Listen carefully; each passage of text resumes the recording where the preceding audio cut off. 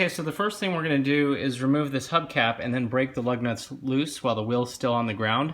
Otherwise, you have to have somebody hold the brakes as you're breaking these loose so that the tire doesn't spin. So you can use a 7/8 inch or 22 millimeter. And on these ones, these are just plastic ones that hold on. And I've gone through and I've already broken all these loose. So you just spin these off, then the whole hubcap comes off. And then you have the same size under here, either 22 millimeter or 7/8. And you just want to break these loose about a quarter of a turn. You don't really want to take them all off yet. Next, you want to come and lift the truck up into the air. Right there on the beam works nice. And put a jack stand behind it.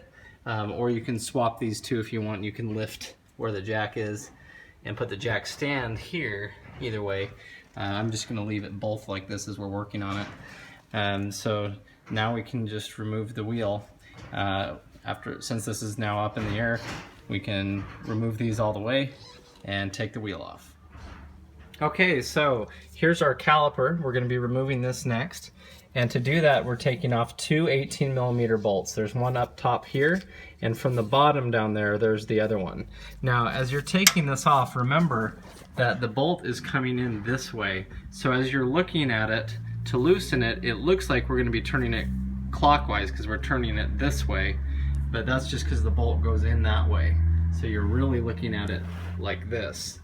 So just make sure that when you go to break this loose, that you turn it counterclockwise according to which way the bolt's going. And so we're actually going to be pulling it this way, these are on there pretty tight. You can use some penetrating oil if you want, but they're on pretty stiff, and if you want, you can get a weight or something and pound against it to give you some extra leverage. We're going to go ahead and remove those too. Okay, so a little trick here, as you're loosening this up, if you're using a breaker bar like I am, you'll notice that the breaker bar itself, you can only get a little bit of a turn out of it. Okay, so you can only get about that much range out of it, and if you try to put it back on the bolt, it won't go on because it hasn't turned it enough. So a trick you can use is to take this off, quarter turn, back on, and it'll line up perfect. So that way you can continue to get that bolt out. Now, as you're removing that bottom bolt, what you'll notice is this other bolt will get in the way of the head of the ratchet here. There's not a lot of room. So something you can do, and it's easier on the passenger side, the driver's side has some lines, some brake lines and things going behind it. But something you can do is take a 21 millimeter socket and you put it on the back of this bolt coming from the other way. So coming in from this way. And then you need to take a 7/8 inch wrench or so and just kind of hold this nut in place.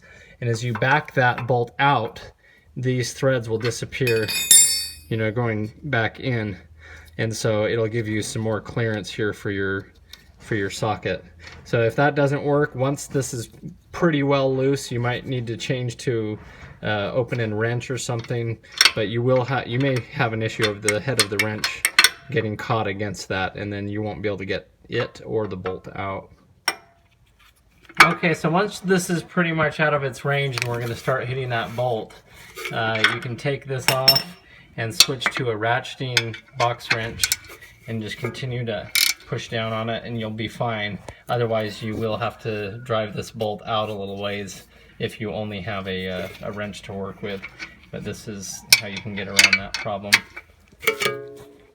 Okay, so with these two 18 millimeter bolts removed, now you can slide the caliper off of the rotor, and if it's worn down quite a ways, it might be stuck on pretty good.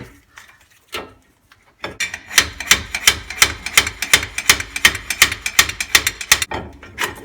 we go. Okay, now we don't want this to hang by the line or it can damage it, so we're going to set a jack stand or a 5-gallon bucket and set the caliper there. Now, if the brakes have worn down so much, you might have a lip on the end of this, and it's hard to get that, and I can feel that lip right here. It's hard to get those pads off of this, so you really have to knock it off sometimes. Now, from here, this is the brake rotor that we're removing, and if the parking brake is on, its spread out shoes brake shoes against this part right here, so you won't be able to get this off. So you want to make sure your parking brake is off, and then this will slide right off of here.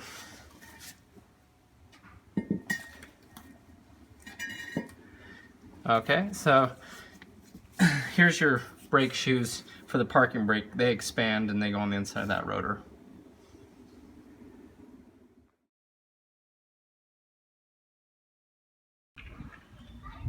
Next, you want to go under the hood, and this is our brake master cylinder reservoir, and we're going to take this cap off because what we're going to do is compress those pistons apart, and it's going to push fluid back up into this reservoir. And if that cap is on, it could break the system. So you want to take that cap off. Okay, so we're going to come over to our caliper here, and we're going to remove the pads, but we're only going to remove the outer pad right now, and I'll show you why. And to do that, you just push this way on it, and it pops out.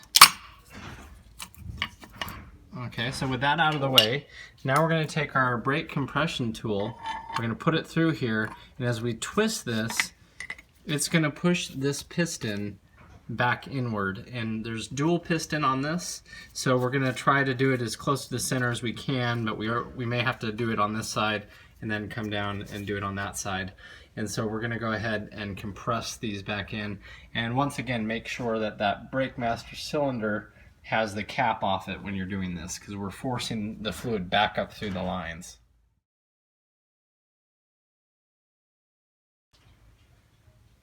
Okay, so we put our first piece in here, and next we're going to run this through here and start threading it. Okay, so now the tool is set up. As we're twisting it here, we've threaded it through that, and that's holding it on that side. And as we twist it, it's going to grind into that old brake pad, and that's why we wanted to keep it there. And I'm not sure if you can see that as it's twisting, as it's compressing that piston. But that's what we're going to do here.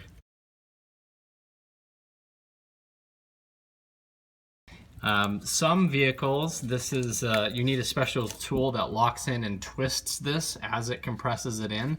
Luckily, the Suburban and the the GM trucks and all that are not that way. It's like that on my Mustang, but in this case, we can just compress this.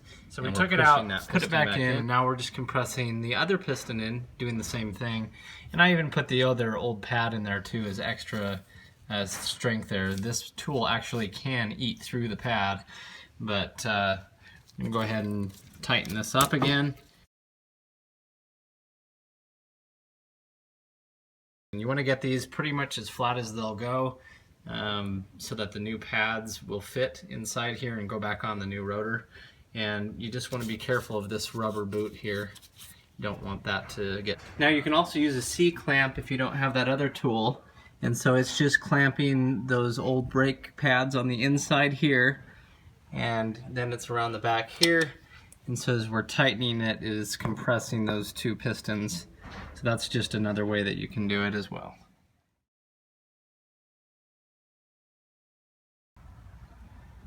So now that those pistons are both compressed, you can reach in and pop this old one out, this old pad here. And you're also going to want to take the old clips out, and they just pull out. And as you see, this is where they go up in there. And we'll show you more on that on installation. So you just push. Okay, so you may have to tap on it here from the side to get this out, but then it just slides out. And then you just want to line the new one up that same way. And so we're going to slide it in here. And you can see how it fits in just kind of like a puzzle piece.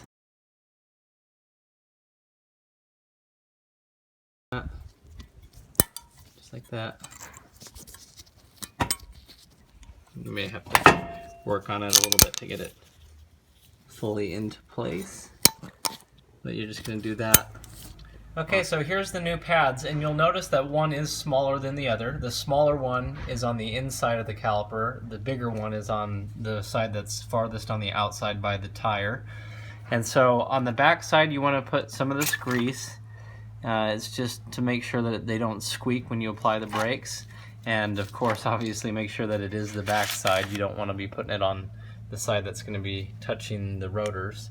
So we'll take this big one for example. And so like I said, the big one is going to be going here on the outside that's closest to the wheel, and it's going to go in the same way it came out. You're just going to line up these tabs and put it into place.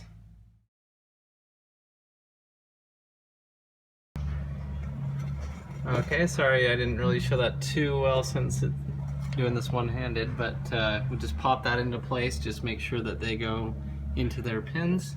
And now we're going to go ahead and put this next one in. I'm just going to slide it here right down into this little notch, and then also up into the top. There we go. And then just slide it in till it's flat. Okay, so we slid our new rotor on here.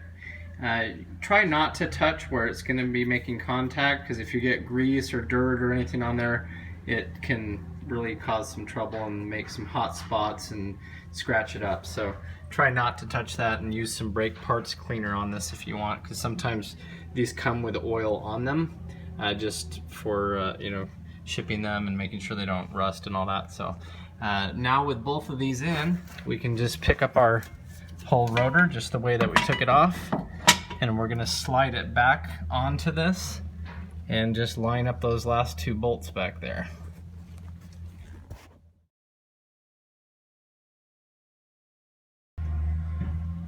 Now before we put the bolts back in, I like to clean them. This is a really cool tool here. Sears, there's the part number there, 951272.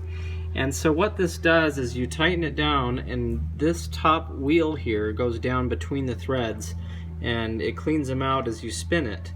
The reason why we want to use this is because the factory uses Loctite and some things here. So as you see, as soon as you put this in on a impact wrench and you run all of this come out probably. I don't know if you, yeah, you can see all those.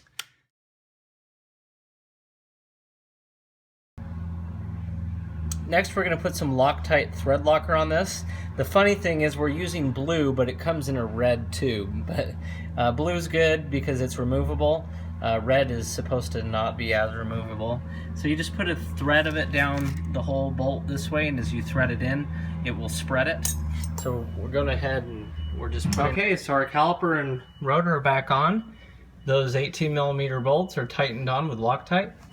Just got them on pretty good and tight, using a breaker bar to make sure. It might be kind of hard to get a torque wrench on there. Okay, so now you can run these lug nuts back on and get them on pretty much as tight as you can while the wheel's still off the ground. And then what we can do is lower the jack slightly so that the wheel is just touching the ground, and then torque these all down. And you want to use the crisscross pattern, so this one, then that one, then that one, that one, then that one.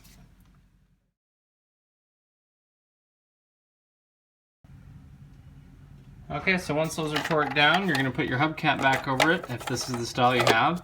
And just remember, these tighten on, but not very tight. You don't want to break them, they're just plastic. So just screw these on until you pretty much hear a little click. Okay, so now we just lifted up on the jack. We removed our jack stand. And so now we can lower the jack here, making sure nothing's under the truck all the way. And now we just need to go make sure that our cap is back on. And you want to check your level here, because if the brakes have worn down, needing more fluid, and somebody topped the level off, now as we compress those pistons back in and spread that fluid back up into here, you might have too much fluid. And if so, you can put a Windex bottle or a squeeze bottle. You can put the straw part in here and squeeze you know, some of the bad fluid back into, you know, a little plastic bottle to throw away. But we're gonna go ahead and tighten this up, and we're right on our max line there, so everything appears to be good. Now we'll just have to pump the brakes a few times and double check this level as we drive around.